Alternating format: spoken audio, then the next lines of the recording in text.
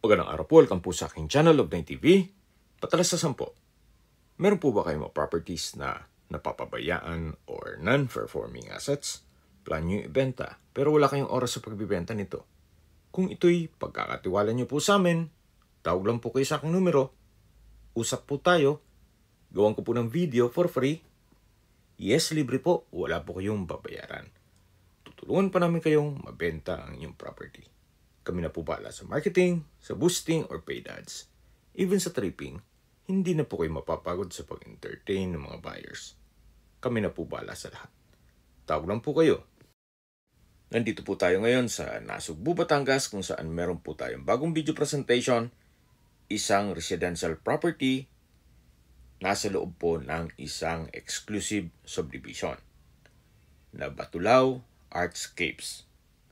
Meron po itong mga amenities gaya ng basketball court, clubhouse, swimming pool, parks and playgrounds, at 24 hours po ang security. Kaya safe na safe po kayo dito. Napakatahimik po ng lugar, sariwa ang hangin, at malamig po ang klima. Nandito na po tayo sa unit na binebenta. May lot area po ito na 100 square meters at may floor area na 101 square meters. Meron po itong 3 bedrooms at ito po'y income generating. Kasi karamihan po sa mga unit dito ay ginagawang staycation business. Dito po sa gilid ng bahay ay meron pong setback. Kaya marami pong spasyo o rooms for improvement. Meron na rin po itong split type aircon. Then ito po yung sliding glass window papunta sa open lanay at dito naman po yung likod mismo ng bahay na pwede pong lagyan ng dirty kitchen at service area. Yan po, tunghayan nyo po. Napaganda po ng disenyo, very artistic. Balik po ulit tayo dito sa harapan. So ito po yung main door. Samahan nyo po ako. Pasok po tayo. Welcome po dito sa bahay ni Mama at Sir. Dito po sa loob ay merong maliit na billiard table. Then sa dulo naman yung dining area. Open concept lang po siya, kaya maaliwalas. Naka-tile flooring at maayos ang pintura ng ceiling at wall. Check po muna natin itong common toilet and bath. Maayos po ang toilet fixtures. May water closet with bidet. Naka-tile bathroom wall. May bathroom windows. At meron din pong vanity mirror at bathroom sink. Balik po ulit tayo dito sa living area. At yung natatanaw nyo na sliding glass door, yan po tayo galing kanina. Yan yung papunta naman sa likod ng bahay. At tungkol naman po sa mga kagamitan, siguro pwede naman natin i-negotiate ito kay owner. Sa pintura at structure, wala po kayong papagawa. Maayos naman po ito. Gawa ng ito'y well-maintained. Ito naman po yung formal kitchen. May modular kitchen cabinet, range hood, kitchen countertop, at stainless sink with faucet. Ito rin po yung sliding glass door na papunta naman sa likod ng bahay. Yan po, galing tayo dyan kanina. At yan po yung perimeter fence. Pwede po kayong maglagay ng service area at dirty kitchen dito. So mula po dito, ito ulit yung living area. At matatanaw natin yung hagdan. Mamaya akyat tayo dyan. At yun po yung main door. At yan po yung kitchen. Ito naman po yung dining area. Then sa dulo po ay yung sliding glass window papunta sa open lanay. Meron pong breakfast nook dito sa formal kitchen. At lipat na po tayo dito sa may hagdan para check natin yung mga kwarto. Meron pa pong spasyo dito sa gilid na pwedeng gawing storage o understair storage. So akyat po tayo, samahan niyo po ako. Meron po itong staircase window hanggang dito po sa taas na nag-serve as natural sunlight at ventilation. Maayos din po ang pintura dito sa staircase wall at ito ay naka-wooden staircase. Nandito na po tayo sa second floor. Ito po yung hallway. Then matatanaw natin yung common toilet and bath. Pero check po muna natin itong master's bedroom. Meron po itong double deck, then single bed. Maayos din ang pintura ng ceiling at wall. Meron pong split type aircon. Then sa dulo po ay meron pong sliding glass window na papunta sa balkonahe o terrace. Meron din po itong sariling toilet and bath na kung saan malaki po ang espasyo. May bathroom sink, vanity mirror, water closet with bidet. Meron pong dalawang bathroom window. May overhead shower. At ito'y naka-tiled bathroom wall. Labas po tayo para check natin yung ibang parte nitong kwarto. Check po natin itong sliding glass door na papunta naman po ito dito sa balkonahe.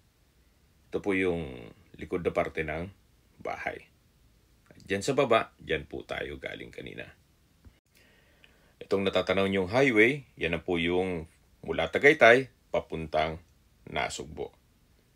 Kaya ito po ay accessible din ng public transportation. Meron pong regular trips ng bus mula Manila papuntang Nasugbo, vice versa. Yan po, tunghayan niyo po ulit itong master's bedroom. Meron pong wardrobe o built-in cabinet. May split type aircon.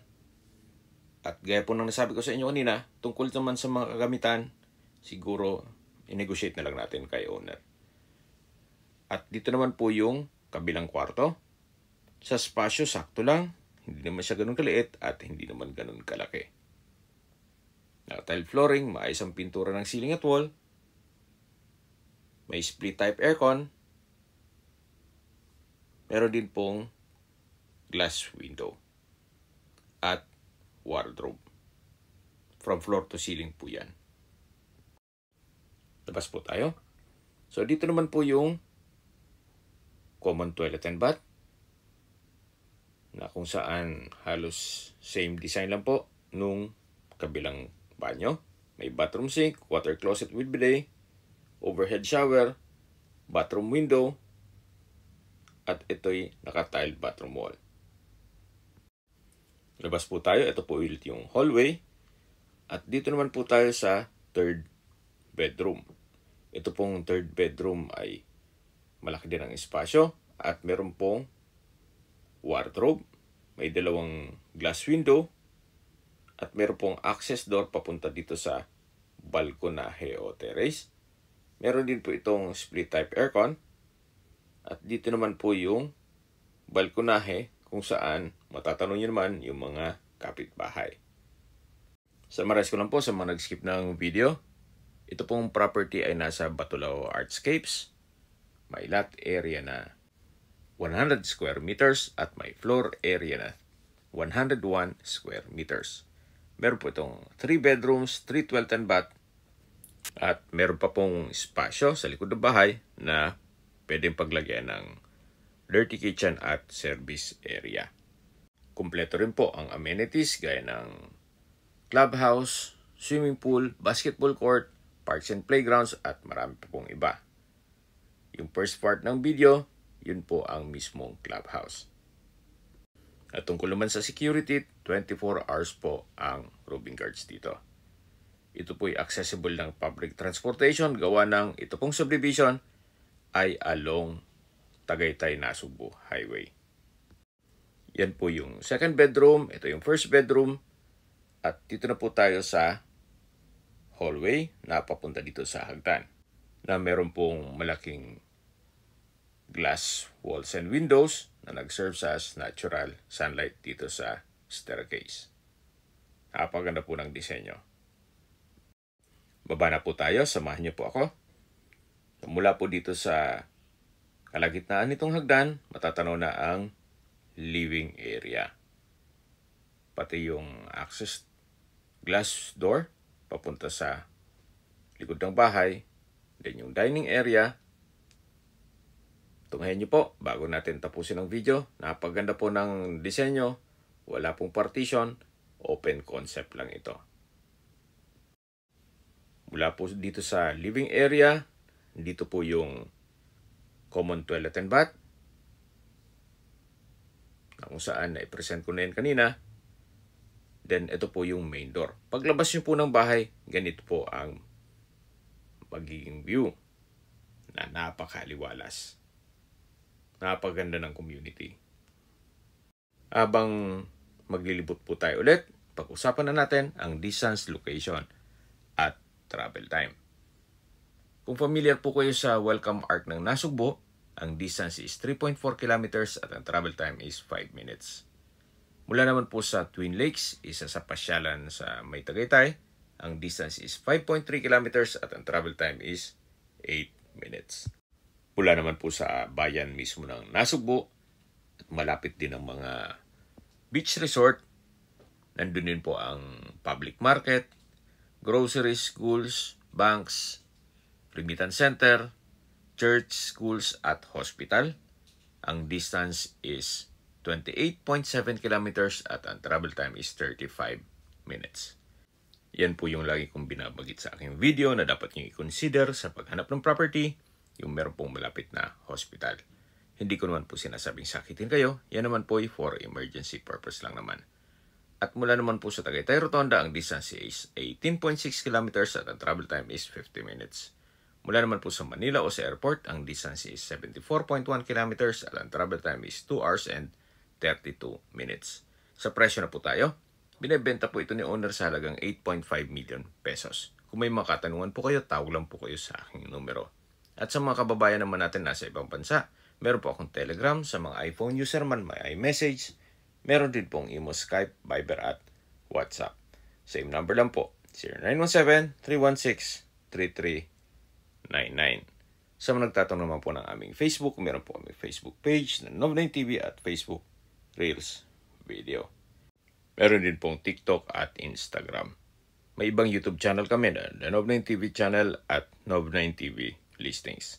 Sana po naibigyan nyo ang video presentation. Paki-like and subscribe na lang po sa aking channel para ma-update din po kayo sa aking future listings. Kung sakali po hanap nyo mas malaking sukat na lupa, meron din po kami ibang listings na pwede nyong pagpilian. Huwag po kayong magatubiling tumawag sa amin, then let us know your budget para malaman namin kung anong property pwede naming alok sa inyo. Sa lahat pong viewers at subscriber, salamat po sa suporta. Ingat po kayo lagi at ang pamilya. Maraming salamat po.